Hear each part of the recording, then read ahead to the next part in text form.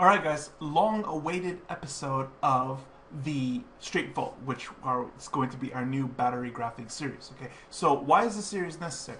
From the earlier battery videos that I did, okay, to what we have now, outdated videos are going to be completely wrong. Okay, so let's take a quick flashback of things that were said in the past and stuff. Okay, so first, there weren't that many devices about a year ago.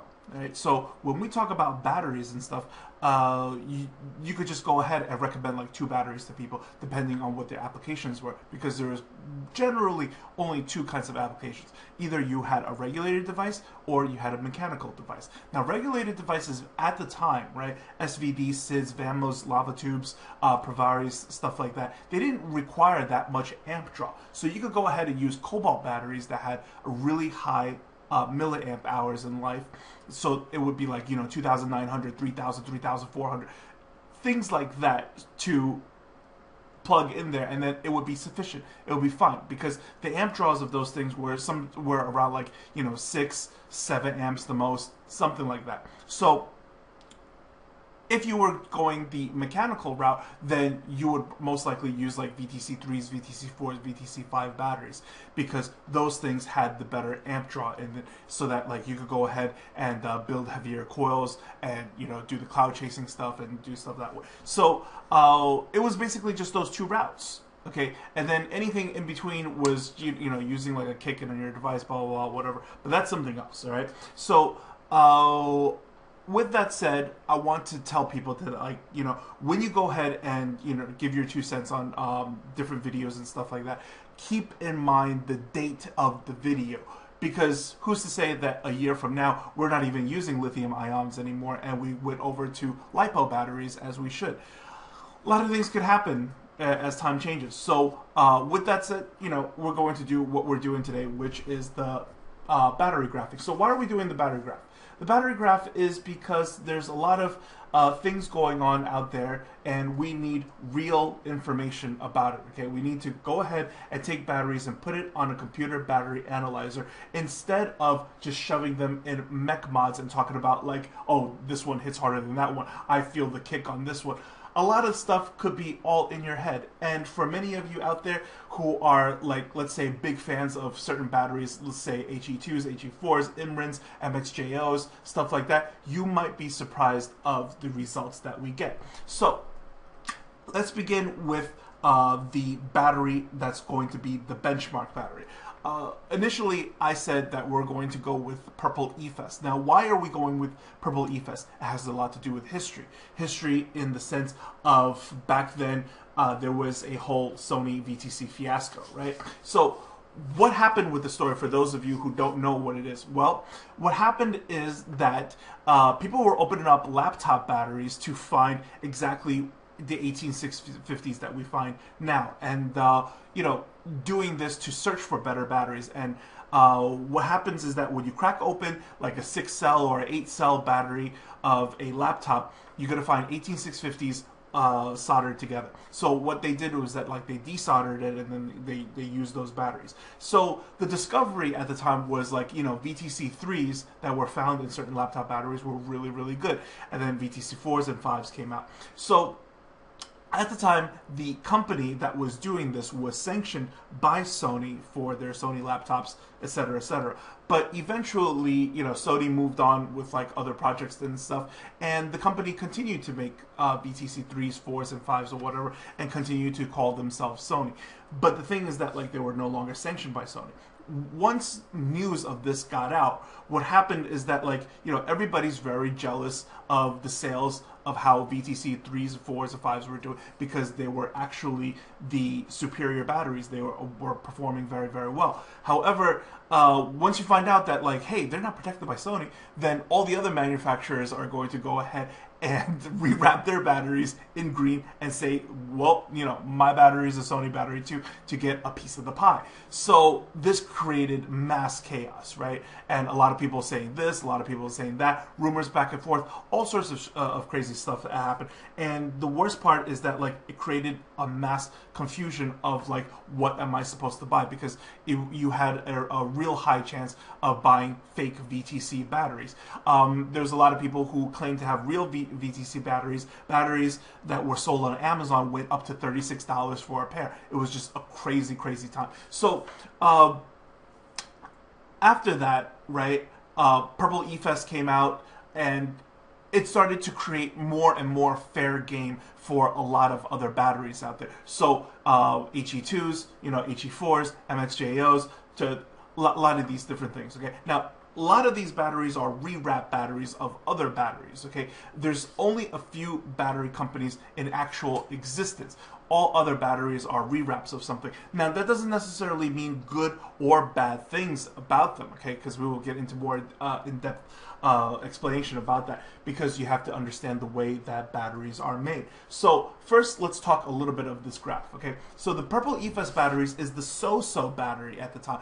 Purple Efest batteries was your alternative to go buy. Why? Because they were the most accessible batteries. Sure, you could get your hands on HE2s as well, but it's a lot easier to find Purple Efest on the market, and you had a better chance of finding them at a lower price. So what we need to know, right, is that when you go ahead and buy batteries, all you really need is to buy batteries sufficient for your application. There's no reason to go overkill on something, because that's exactly what a battery is. A battery is a balance between the amperage drain versus the milliamp hours.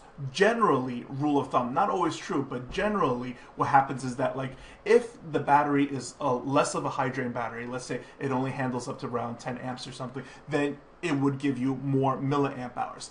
When it gives you less milliamp hours, it can handle more drain. So depending on your application, let's say you didn't need that many amps, right? You only need a 10 amp battery, then you should go ahead and buy a 10 amp battery so that you could go ahead and enjoy more milliamp hours, and vice versa, depending on your device. So let's begin with the Purple Efest, okay? So at 1 amp over here, draining it down on the graph. Now I purposely put everything here in purple so that visually we could accept this as Purple Efest.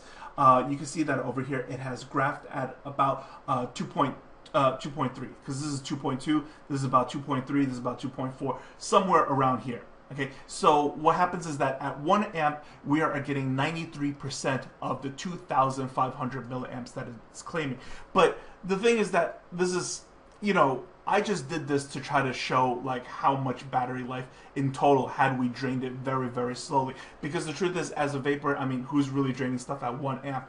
But it's just to give you the overall battery life, okay? So moving on over here, 5 amps and 10 amps. Okay, so 5 amps and 10 amps, you can see that they die pretty much at the same spot over here. Now, as far as a 5 amp battery and a 10 amp battery, 5 amps was back then, like we said before, SVDs, lava tube SIDs, and stuff like that. You probably require you anywhere between 5 amps to 6 amps. While things that are more of the 6 amps to the 12 amps is more of the DNA 20 to the DNA 30 devices and stuff like that. So you can see over here that the way that they graph, right, because of the load that it's under and where it ends, pretty much either one, when you put it into the regulated devices, you will receive the same kind of vape time on it. Now, here is where it gets interesting, okay? Once we start to graph this thing at 15 amps, this is the Efest 15 amps, I'll show you the graph on this, it begins to wig out over here. So why is it wigging out? It's because of the heat. We will be doing future episodes with a heat probe to show you guys exactly what is going on. But what happens is that once a certain amount of heat gets to the battery, then it begins to wig out. Now let me go ahead and show you the 20 over here, right? So it wigs out even harder. What is this suggesting, right? It is suggesting what happens when it is under continuous use at the different loads of 15 amps and 20 amps. So earlier what I wanted to say, right, is that as far as how batteries are made, they're made a lot like cookies. Okay, so what does that mean? It means that they're made in a huge batch, and then some of them are good and some of them are not so good. Okay, but they're just made as a ginormous batch first.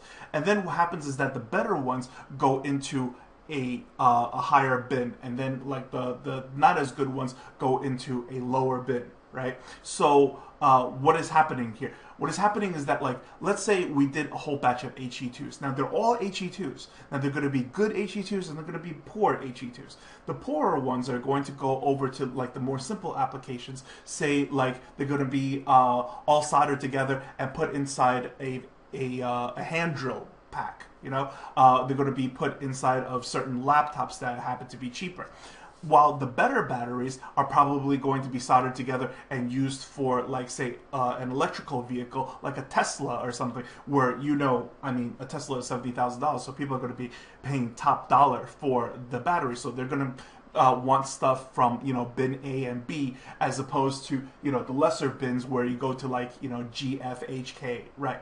So it's kind of like rated like a diamond. You know how diamonds are EDF, C, right? As we go down, you know, the color begins to change and less quality. So it is the exact same notion, right? So what is happening over here? If I went ahead and then decided to hide this one, and then I'll show you the HE2 at 20 amps over here.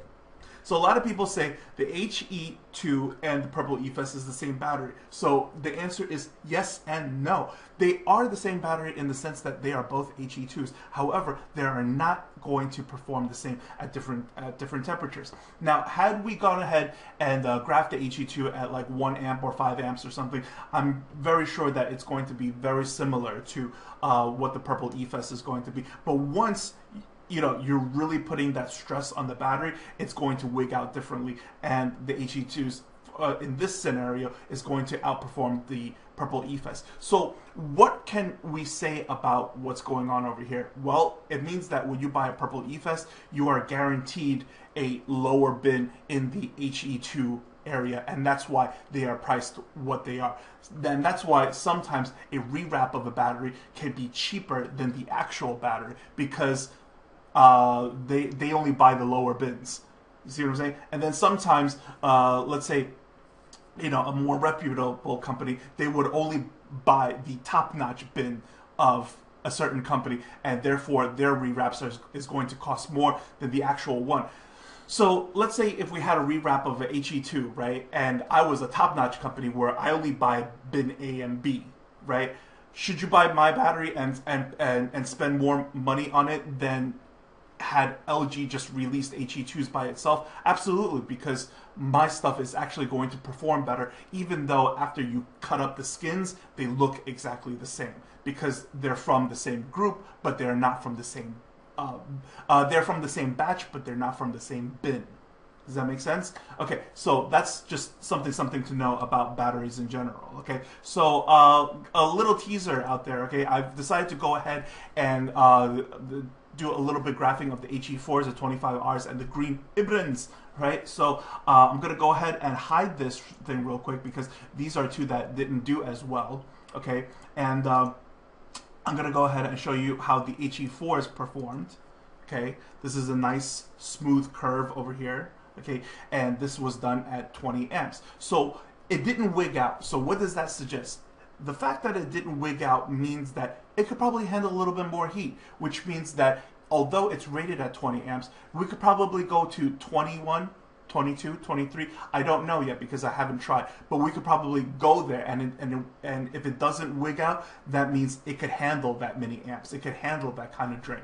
Okay, because you know, the more drain, the resistance, the friction is going to create that kind of heat. Now, the next one I'm going to show you is the baby blue Samsung 25Rs. So you can see that the 25Rs, shockingly, it really put up a fight. It really tried to put up a fight, and then it actually dies a little bit earlier than an HE4 would. Okay, so if you could, depending on your application, right, let's say you're doing like the mechanical stuff or whatever, if you could get yourself a pair of HE4s for cheaper than 25Rs, then you probably should do so. But then again, at the same time, right, who's to say that the 25Rs that I'm testing right now isn't from a lower bin than, let's say, a 25R from a higher bin? So at the end of the day, you know what I mean, it's still subjective to the point of like where it came from. So for instance, over here, right, let's show you like a green IMRIM. So the IMRIM over here, it graphs very, very similar to like, you know, the rest of the batteries over here. And then you can see that like, you know, it stays high for the most part in the beginning. And then it dies a little bit earlier than an HE4 would. So what does that mean? Well, it means that like, had you put this in two mechanical mods of an HE4 versus a green IMRIN, you should feel a little more kick in the mouth with a green IMRIN than a HE4 would. Okay, so yeah, that's all for this time, guys, because I don't want people to ADD out, and there was a lot of information to take in. But we will be doing future episodes where, you know, I'm going to show you guys the graph of the HE4s, the different other, all sorts of different kinds of batteries, where we're going to show you everything from 1 amp to 5 amps to 10 amps, and see how well the curve keeps on going before it starts to wig out due to the heat, as well as we might add a temperature probe to show you guys exactly what the heat is at each different kinds of graphings and ratings of the battery. Okay, so until next time, guys, I hope you really enjoyed this episode. Question everything, do your homework, and vape clever. Take care, guys.